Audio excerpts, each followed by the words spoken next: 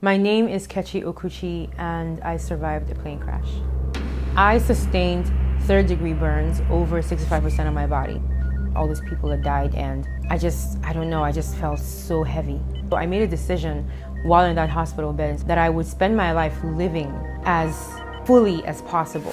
That was the best way for me to keep the memories of those that passed away alive. My burn scars do not define me. They are definitely a big part of me, but they're not everything. Life before the accident was a lot of fun. I grew up in Nigeria, which is my home country, and I spent my first 16 years there. When I started high school, which was a boarding school, I made a lot of friends there that have become lifelong friends. I was a really good-looking teenager and I was aware of it, so obviously I had a lot of confidence from that. I was traveling home for the Christmas holidays with 60 other students from my high school in Abuja, Nigeria. I was at the airport and with the other parents. It wasn't a new thing. This is what we always did. We wait at the airport for the kids to come in. Once the descent started, that was when everything kind of started to get crazy. It started with just a few bumps here and there and just some turbulence, but then eventually it became very extreme and people started to freak out, and that was when we realized that something was wrong. I remember there was a lot of screaming and chaos. I never got a chance to feel anything further than that shock. Before I knew it, there was this like loud metal scraping sound, and that's literally the last thing I remember before I blacked out. About 20 minutes past the time the plane was supposed to land, we hadn't heard anything. And after some time, there was so much activity all over the airport, and we kind of all had the inkling that something was seriously wrong. And then the word came that the plane had crashed. When I first saw Kechi in the hospital, first of all, I was very thankful that she was alive, because at that time we had heard that everybody had died from the crash. So my first feeling was gratitude. I was just so grateful to God that she was alive. I was kept in the South African hospital in Johannesburg for 7 months. I sustained third-degree burns over 65% of my body, which means everything from my scalp to my toes burned except for my torso. So my tummy, my back, these were the areas they took skin from to cover up the major areas on my body that burned. I learned the truth about how many people survived the accident 4 months into my treatment.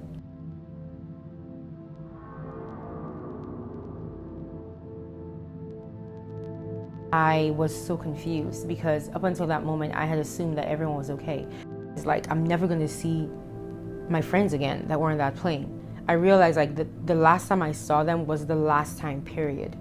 And that shook me to the core. All my friends were gone, all those people that died, and I remember I cried for days. I cried for so long. My family moved to Houston in 2007 primarily because of the level of reconstructive surgery that I would have access to here in America alone. I have had over 100 and maybe 20 surgeries and reconstructions over the years. I remember the first time that I asked my mom to show me my reflection after the accident. I was curious about how I now looked because I knew it would be different. Before the accident, my looks were everything. I thought my looks were the reason why I was so confident. But she raised up the mirror to my face, and I remember just looking, and I could see everything, first of all, was so pink. Like, I had no skin on my face, so there was just like raw flesh. I could still see some things that were familiar, like my eyes, my nose, my lips. Like, there were certain things about my features that were there that just kind of gave me this familiar feeling that I was looking at Kechi still. That was the moment that I realized that my scars do not define me. That was the moment that I understood that whatever made me Kechi obviously went way, way beyond my physical looks. They're a big part of my identity, but they're not everything. So I made a decision while in that hospital bed that I would spend my life living as fully as possible. That was the best way for me to keep the memories of those that passed away alive. It was the best way to make them proud. And more importantly, it was the best way to make those they left behind proud. I first started singing as a child. I was singing in my church children's choir, but I only started seriously singing after the accident. And this is because my voice actually changed significantly. I don't know why or how, but I will never forget when I first sang after the accident and my mom just like whipped her head around like, what was that? And we both noticed like something was different. She has never had voice training because when she was growing up, we never thought her voice was going to be this good. So it wasn't something to say, oh, Kechi's voice is really good, let's get her a voice coach. No, it was just like a little girl that liked to sing. But after her voice changed after the accident, it was incredible. Amazing grace, how sweet the sound. It was nice as a hobby. I felt like I entertained friends and family with it, with my singing, but did I think I was good enough to like go on a music show or become an artist, like pursue music as a career? No. What are the chances of me trying to get into this field looking the way that I do, which is so different?